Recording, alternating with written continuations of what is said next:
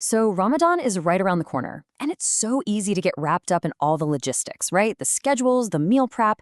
But today, we're going to talk about a different kind of preparation, one that's all about the heart. We're going to dive into how we can turn this month from just a yearly habit into something truly, profoundly spiritual. To really get a feel for the incredible potential of Ramadan, I want to start with a story. And it's one that kind of seems to defy logic. Imagine two friends, they embraced Islam together. One of them goes on to become a martyr in battle, which, as you know, is considered one of the highest honors. The other friend, he lives for just one more year and then passes away from natural causes. Okay, so here's the twist. In a dream, one of their companions saw the second man, the one who died a normal death, entering paradise before the martyr. Now, this was just astonishing. A martyr is supposed to be granted immediate entry into paradise, so how could his friend possibly get there first? Well, when they asked the Prophet, peace be upon him, what was going on, he explained it.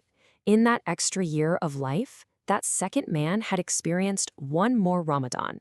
He had fasted its days, he had prayed its nights, and that single, sincerely observed Ramadan, it was enough to elevate his spiritual rank even higher than that of a martyr. Think about that for a second. This story isn't just some interesting little anecdote. It's a huge statement about the spiritual weight of Ramadan. It shows us that the rewards that are up for grabs this month are they're immeasurable.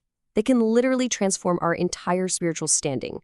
And let's be honest, it's so easy for us to fall into a routine. We stop eating and drinking because, well, that's just what we do every year.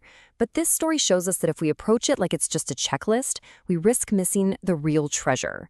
Ramadan wasn't a physical exercise. It's a divine opportunity for a complete spiritual reset. All right, so if the reward is that huge, what's the secret? What's the key to unlocking it?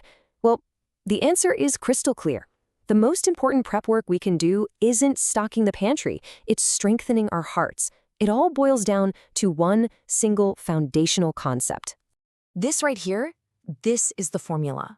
The promise of complete forgiveness for all past sins is tied to two things: fasting with iman, or faith, and doing it only to seek God's reward. See, it's not just about the action, it's about the deep conviction behind it. So what are we really talking about when we say iman? It's way more than just saying you believe. It's that deep, sincere, doubt-free conviction that sits in your heart.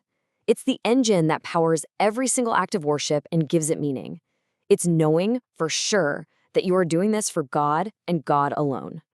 And this brings us to a really crucial difference. On one side, you've got ritual fasting, just going through the motions, abstaining from food and drink.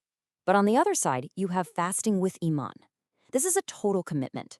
It's not just about an empty stomach. It's about cleaning up your speech, controlling your anger, and turning a physical act into something deeply, deeply spiritual. So here's the bottom line. Before we even start planning our worship schedules, we have to check our foundation. Without that sincere iman, our actions, no matter how big they seem, they just don't have the spiritual weight they need. So renewing our faith, that's step 0.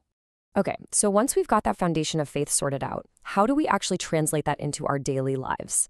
Let's get practical. Here is a really simple 3-part action plan to help you structure your month for the biggest spiritual benefit. The whole plan really focuses on 3 main pillars. First up is consistency in your daily worship. I'm talking from the pre-dawn meal all the way to the late-night prayers. Second, a deep, multi-layered engagement with the Quran.